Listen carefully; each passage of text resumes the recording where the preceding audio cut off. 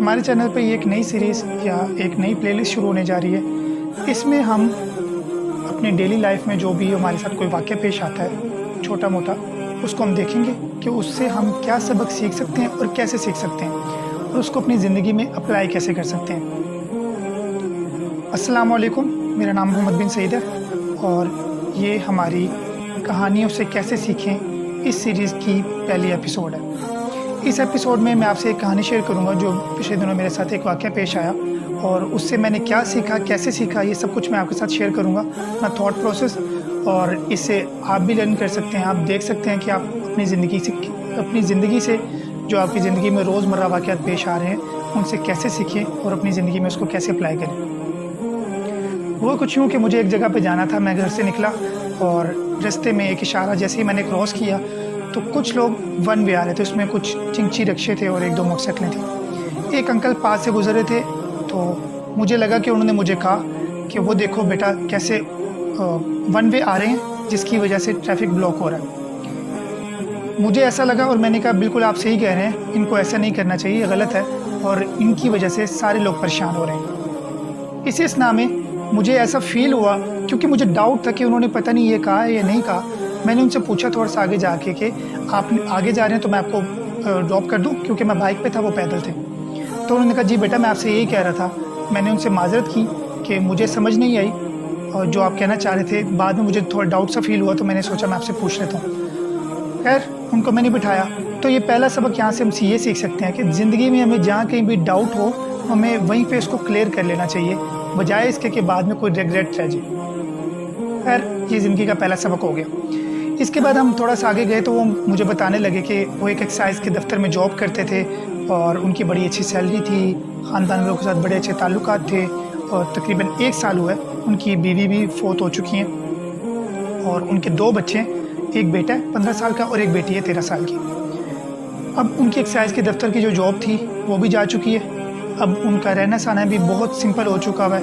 अब एक जगह से वो थोड़ा सामान लेते हैं और सड़क के किनारे बैठ के सेल करते हैं। सामान भी कोई 200-250 का आता है और सड़क के किनारे बैठ के थोड़ा बहुत सेल कर लेते हैं और उससे जो रोज़ी रोटी थोड़ी बहुत बनती है उससे अपने बच्चों का पेट पाल लें और अपना पेट पाल लें। और उन्होंने मुझे मज़ीद ये बताया कि उनकी फैमिली के साथ उन्होंने बहुत अच्छा रिलेशन रखा। अपने भाइयों को सगा जाना जो कि अब सब दूर हो चुके हैं।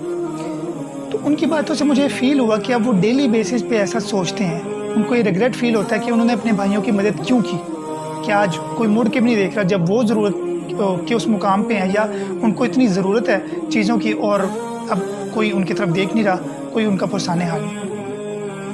तो यहाँ से मैंने ये सीखा कि अगर आपको किसी की मदद करनी है तो खालिस अल्लाह ताला के लिए करें। अगर वो अंकल उनकी मदद करते सिर्फ़ अल्लाह ताला के लिए तो उनको कभी रिग्रेट फील ना होता कि बदले में उन्होंने मुझे क्यों नहीं दिया। हमारी एक एक्सपेक्टेशन पे हमने एक वीडियो बनाई थी, उसका लिंक नीचे डिस्क्रिप्शन में होगा, आप वो भी देख सकते हैं। उसमें बेसिकली यही था कि जब आप किसी की मदद करते हैं या किसी के साथ अच्छा करते हैं तो उसमें हम ये एक्सपेक्ट कर रहे होते हैं कि बदले में हमारे साथ भी अच्छा हो। हालांकि आपने कोई उससे वादा नहीं किया कि यार बदले में कोई डील नहीं की कि बदले में आप मेरे साथ अच्छा करोगे। अगर मैं आपके साथ अच्छा करूँ, आप उसके साथ अच्छा कर रहे हैं, एहसान कर रहे हैं। तो एक बहुत मज़े का कॉल भी है कि नेकी कर दरिया में डाल। तो इस कॉल को भी अगर देखा जाए तो आप नेकी करें और उसको भूल जाएं।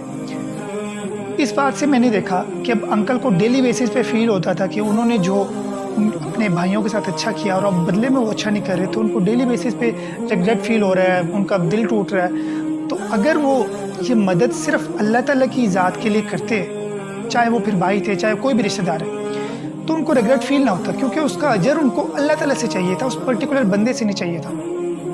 खैर इससे हम ये सीख सकते हैं कि जब भी किसी की मदद करें, दूसरा सबक, जब भी हम किसी की मदद करें तो सिर्फ़ खालिसतन अल्लाह ताला की रज़ा के लिए करें। बदले में उससे कोई उम्मीद ना रखें। कोई अच्छा कर दे तो उसका शुक्रिया अदा करें और अगर वो नहीं करता तो उससे कोई उम्मीद ना रखें। उम्मीदें सिर्फ़ अपनी अल्लाह ताला से रखें। आगे चल के जब उनको मैंने ड्रॉप किया और उनको बेसिकली वो मुझे बता रहे थे एक और चीज़ भी उन्होंने मुझे बताई कि मेरे पास आज ख़रीदने के वो पैसे नहीं थे और मेरी बेटी ने गला तोड़ा और उसमें से 120 रुपये, आज के दौर में 120 रुपये निकले और जो जमा पूंजी थी उन्होंने मुझे दी कि बाबा जान आप ये जाके इसका सामान ख़रीद लें और जो भी सामान आएगा वो ले लें और उसकी जो भी आपने काम करना है ताकि डेली बेसिस पे हमारा पेट भरा जा सके। मैंने उनकी जो हस्ब तौफीक मदद की, इससे मैंने ये सीखा कि आपको ये देखना चाहिए कि किसको मदद की ज़रूरत है, पूछ लेना चाहिए। और मज़ेदार कि आपको एक बात बताऊँ, वो हमारे घर के कहीं करीब ही अपने जो साइड पे बैठते हैं, रोड की साइड पे बैठ के जो चीज़ें बेचते हैं, वो घर के करीब ही है कहीं। इससे मुझे एक और चीज़ का पता लगा कि हमारे आसपास बहुत से ऐसे लोग हैं जिनको असल में मदद की ज़रूरत होती है और उनकी मदद करना हम पे फ़र्ज़ है। मैं ये समझता हूँ कि उनकी मदद करना हम पे फ़र्ज़ है। अगर हम साहिब इस्तिताअत हैं तो हमें ऐसे लोगों को ढूँढना चाहिए और उनकी मदद करना चाहिए, ताकि हम क़यामत वाले दिन अल्लाह ताला के सामने सुरख़रू हो सकें। जो आप अल्लाह ताला का सुरख़रू हो सकें, ठीक है। और आगे एक छोटा, तो ये आज की कहानी और इससे जो कुछ मैंने आपको बता, ये जो सीखा हमने इसको ज़िंदगी में अप्लाई करना है। और मुझे बताइएगा कमेंट सेक्शन में आपने अपने ज़िंदगी में जो आपके साथ वाक़यात हुए उनसे आपने क्या सीखा, और ताकि उससे सीख सकूँ। बहुत बहुत शुक्रिया। नेक्स्ट वीडियो में मिलते हैं। अल्लाह हाफ़िज़। अपना बहुत सारा ख्याल रखें।